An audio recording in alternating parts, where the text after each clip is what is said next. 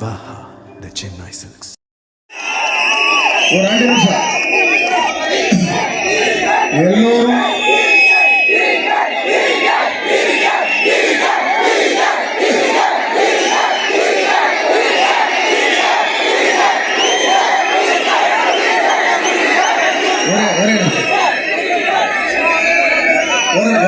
நிறைய பேச வேண்டியிருக்கு. உங்கள் கருத்துக்கள் கேட்க வேண்டியிருக்கிறது. ஆகவேதான் என்னை பொறுத்தவரையிலும் தளபதியை ஏற்றுக்கொண்டு வந்திருக்கிற தொண்டன் நான்.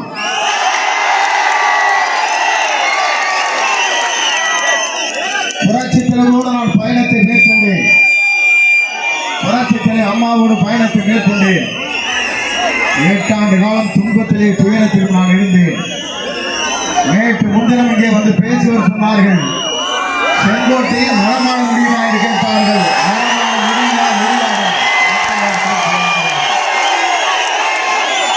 என்னை பார்த்து சேலத்தில் இருந்து வந்தவர் இங்கே சவால் விடுகிறார். நான் கேட்கிறேன், தமிழ்நாட்டில் என்றைக்கும் ஆட்சிக்கு வர முடியாது. இதுதான் நடக்கப்படுகிறது.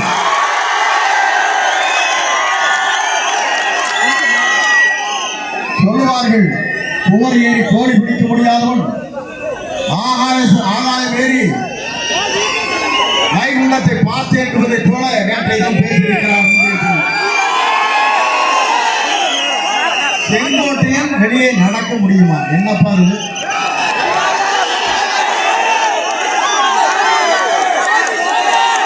இவர்தான்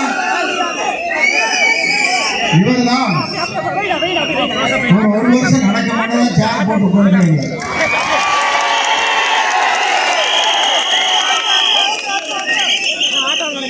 அதான் சொல்லுவாங்க, மொண்டி குதிரை வைத்துக் கொண்டு கிண்டி ரேசியை வெட்டி வர முடியும்.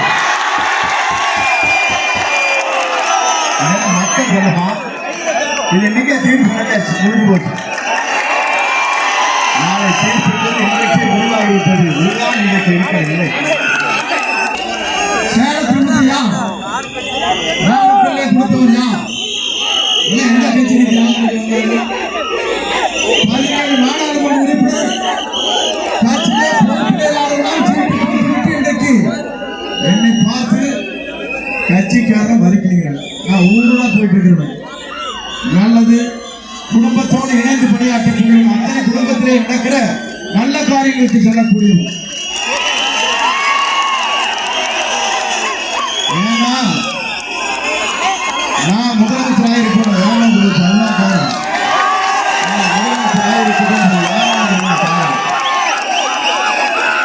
எனக்கு அன்னைக்கு பொட்டி இந்த கையில வெற்றி பெற்றதான் நான் தான் முதலமைச்சர்.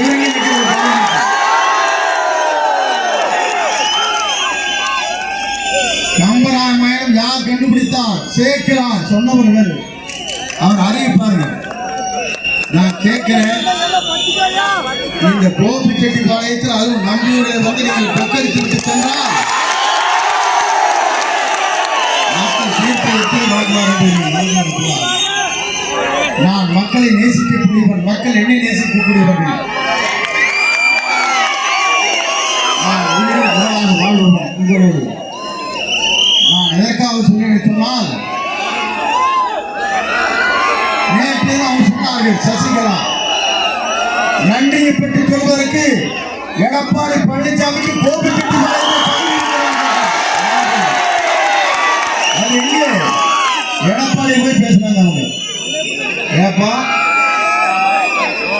உங்க நிலையை நான் எண்ணி பார்க்கிறேன். 79 என்ன கெதி வந்தீங்க? 82 யார் காப்பாற்றினா? 89 உங்களை அடையாளம் காட்டியவர் யார்? இதெல்லாம் மறந்துட்டு ஒரு 50,000 கோடி சம்பாதிச்சுட்டு பிறகு நீங்க எல்லாம் பண்ற அட்டுழியம் இருக்கிறத தாங்க முடியாது. நான் எதற்காக சொல்லி சொன்னால், புரட்சி தலைவரோடு நான் பயணத்தை மேற்கொண்டவன். எம்ஜிஆரோடு புரட்சி தலைவர் அம்மாவுடைய சுற்றுப்பயணத்தை மேற்கொண்டவன்.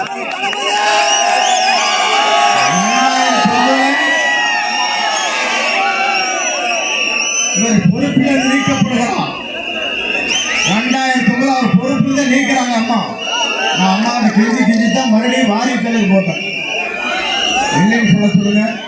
ஒரே மேடையில் இருவரும் பேசலாம், சவால் விடலாம்.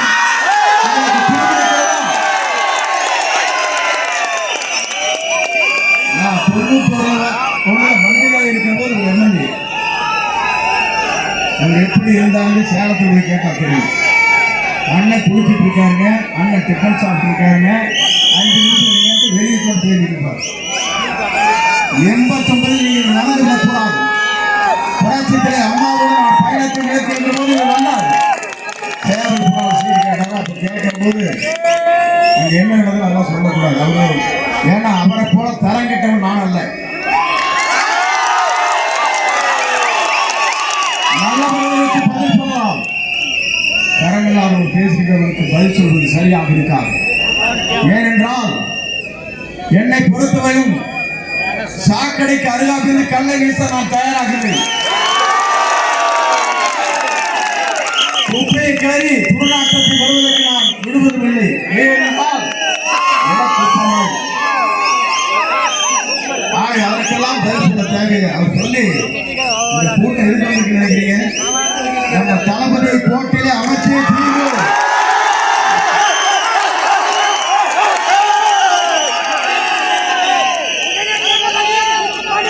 இதுவரையும்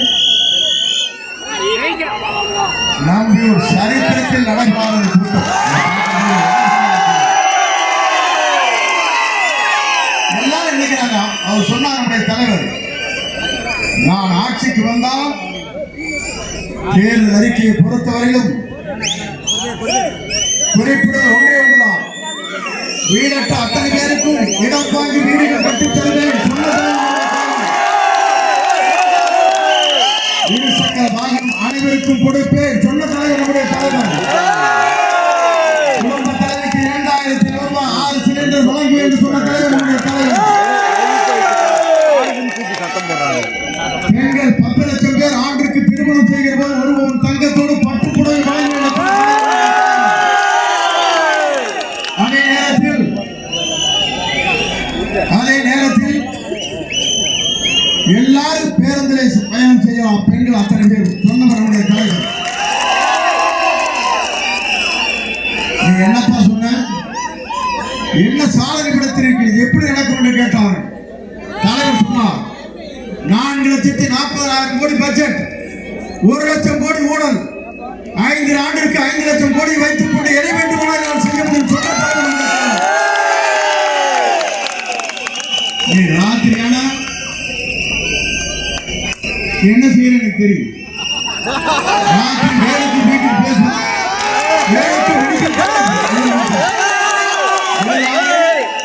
நெடுஞ்சாலைத்துறை அமைச்சராக இருக்கிற திராவிட முன்னேற்ற கழகத்தில் துணை செயலாளராக இருக்கிற வேலுக்கு மெடிக்கல் காலேஜ். ஆனா திமுக வந்ததுக்கு என்ன நடக்குன்னு சொன்னீங்கன்னா, எத்தனாம் ஃபேக்டரி போட்டிருக்காரு, அம்மா பட்டிக்கு இருக்கு 2000 கோடி, அதுக்கு அனுமதி கொடுத்தே திமுக. அப்ப கூட்டுக்கொள்ளை 2 பேர் நடத்துறாங்க இல்லையா? கொள்ளைக்கார நாட்டை இங்க இருக்கிற அரசியல் விட்டு விரட்ட வேண்டுமா வேண்டாமா? துடிக்கிறார். நமக்கும் இருக்கிற இருவருக்கும் இருக்கிற ஒன்றே ஒன்றுதான். நம்ம சொன்னார், எனக்கு திமுகவுக்கு போட்டி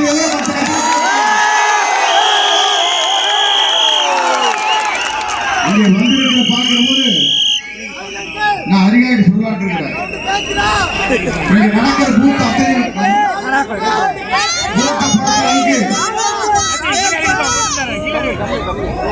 பொறுத்த அளவுக்கு நீங்க என்ன பண்ணணும் சொன்னா, அறிகாடி 5ஆம் நம்பர் பட்டணம் இருக்கிறீங்க, 1/2 மணி நேரத்துக்கு பட்டம் கீழே அனுப்பி போடுவாங்க. நம்ம ஆளுங்க 10 பொட்டி வேணும் எனக்கு அப்படின்னு எல்லா பட்டம் மேலைக்கு நம்ம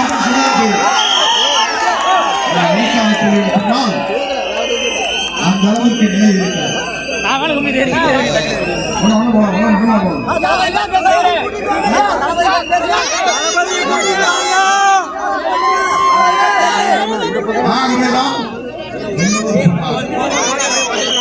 இந்த தினத்தந்தி பத்திரிகை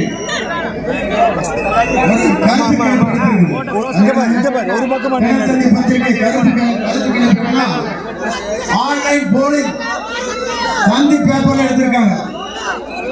எப்படின்னா தமிழ்நாட்டில் 2026 தமிழ்நாட்டில் ஆட்சி அமைப்பு கட்சி சொல்லியிருக்காங்க. ஆன்லைன் எடுத்து 2,50,852 பதிவு பண்ணியிருக்காங்க.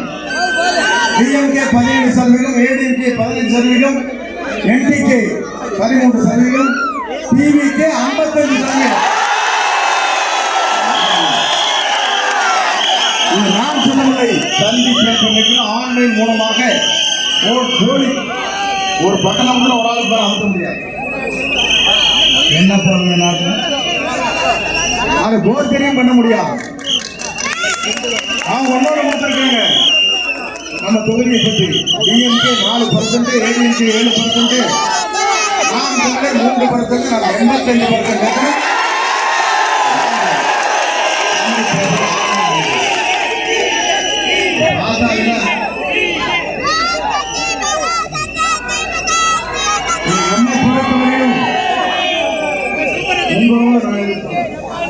உங்களோடு நேசிக்கிறேன்.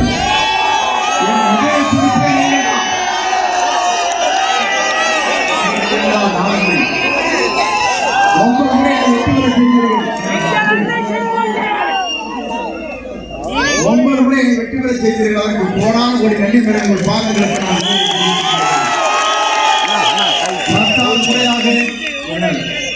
முறையாக நான் போட்டியிடுகிற சின்னம்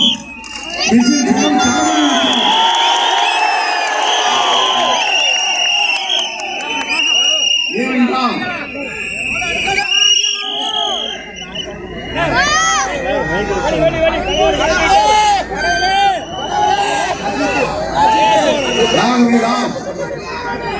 நாட்டு மக்களுடைய நிலைகளை மனதிலே வைத்து நல்லாட்சி தமிழகத்தில் நடைபெற வேண்டும் என்பதால் நம்முடைய நோக்கம். ஆகவேதான் இங்கே வருகின்றிருக்கிற உங்களை பார்க்கின்ற போது நாளை தீர்ப்பு எப்படி இருக்கும் போது என்பதை எல்லோரும் புரிந்து கொள்வார்கள். இதுதான்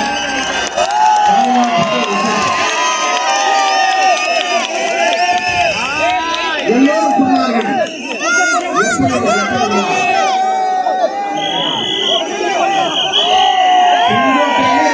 தோற்கடித்து நான் வெற்றிதான் நடத்த போகிறேன் எடப்பாடி சொல்றாரு. நடக்குமா?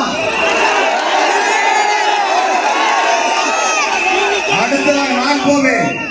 எடப்பாடியை வெற்றிடலாம். நம்முடைய கட்சியுடைய சுயேட்சை நிற்கலாம். இதுதான் நடக்க போகிறார். நான் எதற்காக இதை சொல்கிறேன் சொன்னால், இங்க வந்திருக்கிற குழந்தைகள் தான் இருக்கிறாங்க. ஓட்டு போடாத குழந்தைகளுக்கு ஒரே வேண்டுகோள், காலையில 23ஆம் தேதி காலை 5 மணிக்கு எழுந்திருங்கள். குளித்து விட்டு சாமி கும்பிடுங்க.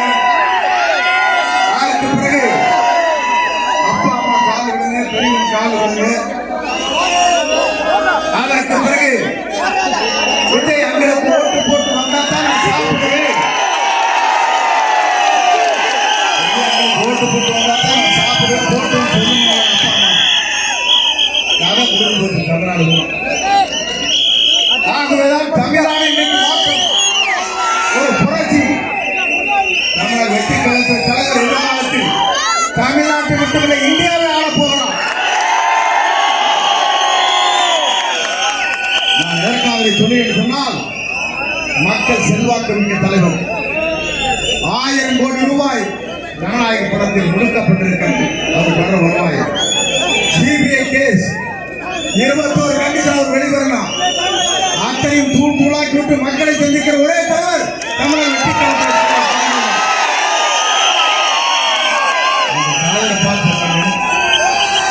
நான் சொல்றேன். 234 அவர்தான் விட்டு விடுவார். யாராவது தமிழ்நாட்டில் புரட்சி உருவாகிறது.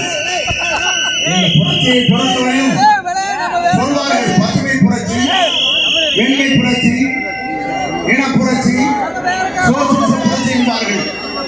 நாளை நடக்க போகிற தேர்தல் தமிழக வெற்றி கழக தலைவர் தளபதியுடைய புரட்சி தான் நடைபெறப் போகிறது.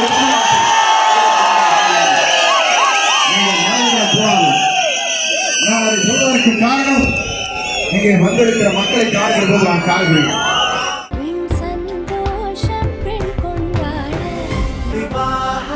மணப்பெண்ணின்